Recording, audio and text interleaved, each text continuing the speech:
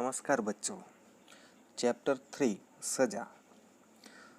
इस चैप्टर में हम अब तक जितना पढ़े हैं उसका हम थोड़ा रिवीजन कर लेते हैं, पुनरावतन कर लेते हैं। उसके बाद आगे का चैप्टर की हम शुरुआत करेंगे। चैप्टर की शुरुआत विजय वकील अपने गांव जाता है वहाँ से होती है। और शुरुआत में हमें दृश्य दिखाया गया है कि विजय वकील अपने गांव जाते हैं। वहाँ पर जो उनके गणित वाले मास्टर जी थे उनका मकान है, उनका घर है समुद्र तट के किनारे। तो उनकी विजय को याद आती है और इसी के कारण वो उनसे मिलने की कोशिश करता है। उसे याद था कि वहीं पर उनके मास्टर जी का घर है, लेकिन उसी के साथ उसे जो अपना अपराध किया था, जिस प्रकार अपने गणित के मास्टर जी को परेशान किया था, उसकी भी उसे याद आती है। और वो अपराध कौन सा था वो भी हम उसको आपको बताते हैं। विजय की गणित की परीक्षा थी और उसे कुछ नहीं आता था। उसने साथ बैठे लड़के की कॉपी से नकल करना शुरू कर दिया। गणित वाले मास्टर जी ने उसे नकल करते देख लिया और चुपचाप विजय को बाहर ले गए ताकि कक्षा के अन्य लड़कों के सामने उसकी बेइज्जती न हो। विजय ने अपना अपराध स्वीकार करते हुए अपने आगे से नकल न करने का वचन दिया। उसी दिन रात को पिताजी ने उससे पूछा कि गणित का पेपर कैसा हुआ। विजय ने झूठ बोला और कहा कि सवाल तो सभी आते थे, पर गणित के मास्टर जी ने अकारण मारा, इससे कुछ परेशान रहा। ऐसा विजय वकील ने अपना अपराध किया था और उसी अपराध को विजय वकील ने याद किया। अब हम इस चैप्टर को आगे बढ़ाते हैं, उसको समझते हैं। मेरे मुंह से मिथ्या शब्द अंगारे की तरह निकले थे। यदि मेरे पिताजी ने प्रतिष्ठा को कुछ कम और सत्य को कुछ अधिक स्थान दिया होता तो उन अंगारों से मैं झुलस जाता और उस प्रदूषण से अवश्य बच गया होता। उस दिन जब अपने पिताजी को झूठ बोला था विजय ने, तो उस दिन अगर विजय के पिताजी ने अपनी प्रतिष्ठा को कुछ कम और सत्य को कुछ अधिक स्थान दिया होता, यानी कि सत्य को ज़्यादा उन्होंने महत्व दिया होता, तो आज उस जो प्रदूषण है उस प्रदूषण में जो विजय वकील झुलस रहा था वो आज नहीं झुलसता, उससे वह बच गया होता। बाद में मेरी समझ में आया कि पाप की बहुत छोटी सी शुरुआत जब कोई व्यक्ति करता है तो उसके पीछे कितनी और दूसरी शक्तियाँ जुड़ी हुई होती है। विजय वकील को बाद में समझ में आया कि पाप की जो छोटी सी शुरुआत होती है उस शुरुआत को जब व्यक्ति कोई करता है तो उसके साथ जुड़ी हुई कुछ और शक्तियाँ भी उसके साथ काम में लग जाती है और उसे बढ़ाती है। अगले ही दिन जब मुझे पता चला कि गणित वाले मास्टर जी को नौकरी से निकाल दिया गया है तो मुझे बहुत खुशी हुई। ठीक हुआ, वे इसी योग्य थे।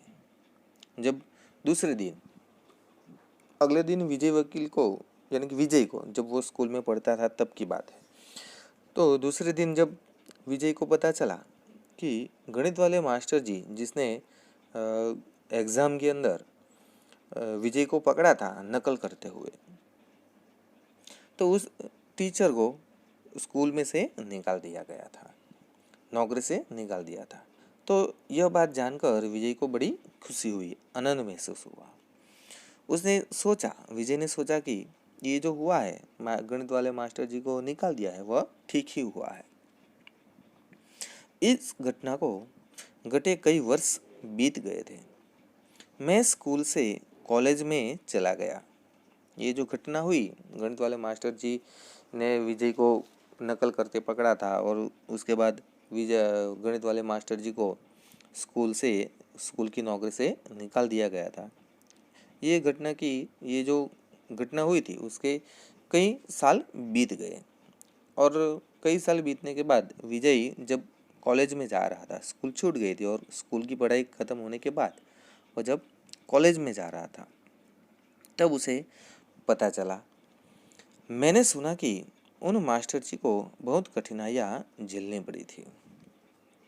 जब विजय कॉलेज में पढ़ रहा था तब उसे जानने में आया, समझ में आया कि वो गणित वाले मास्टर जी को नौकरी से निकाला था, तो उसके बाद उनके जीवन में बड़ी कठिनाई आई, मुसीबत आई थी।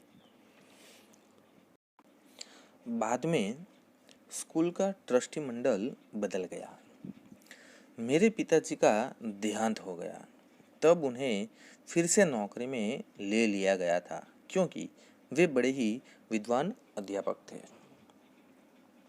विजय वकील ने अपने पिताजी से मास्टर जी की फरियाद करी थी और इसके कारण उनको नौकरी से निकाल दिया गया था। यह बात सुनकर विजय वकील तो बड़े आनंदित हुए थे। फिर जब कॉलेज में गए तब उसको पता चला विजय वकील को कि भाई गणित वाले मास्टर जी को बड़ी कठिनाइयाँ झेलनी पड़ी थी।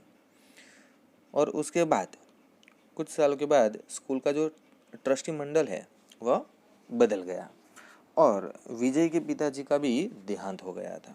तो उसके बाद फिर से गणित वाले मास्टर जी को नौकरी पर स्कूल वालों ने बुला लिया था क्योंकि जो मास्टर जी थे वह बहुत ही विद्वान थे, ज्ञानी थे अपने विषय के अंदर और इसी के कारण उनको स्कूल में वापस बुलाया गया था, नौकरी पर रखा गया था। जानबूझकर निर्दोष अध्यापक जी के साथ उन दिनों मैंने जो अन्याय किया था वह शायद मुझे याद न आता। विजय ने जानबूझकर निर्दोष शिक्षक के साथ जो स्कूल के समय में जो अन्याय किया था वह शायद उसे याद न आता। पर अभी कुछ समय पहले ही मेरे एक मातहत व्यक्ति ने कंपनी के डायरेक्टर के पास जाकर मेरी झूठी शिकायत कर दी।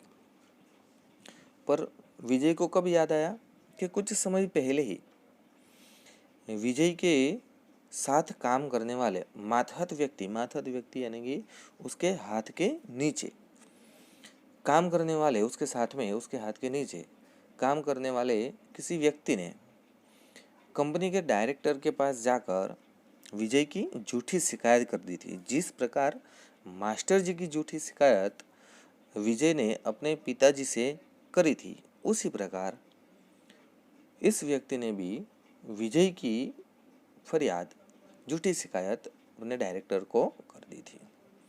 यानी कि दोनों के अंदर दोनों की जो घटना है वह एक जैसी हो गई। पहले विजय ने करी थी, अब विजय के लिए दूसरे ने करी है। तब उसे अपने गणित वाले मास्टर जी की याद आई। मेरे दिल में भयंकर क्षोभ हुआ। तब मुझे वे गणित वाले अध्यापक जी याद हो आए। अब इस बात को जानकर विजय बड़ा दुखी हो गया, परेशान हो गया और इस घटना के बाद विजय को अपने मास्टर जी की, अपने अध्यापक की, टीचर की बड़ी याद आ गई और इसी बात को याद वह करते हुए अपने गांव में मास्टर जी को ढूंढ रहा था। तो बच्चों, आज हम इस पार्ट में चैप्टर का इतना भाग ही समझेंगे। बाकी जो चैप्टर है अभी बाकी है वो हम आगे समझेंगे। उसके लिए दूसरा आगे का जो वीडियो बनाएंगे उसमें हम बताएंगे आगे का चैप्टर क्या है। आभार।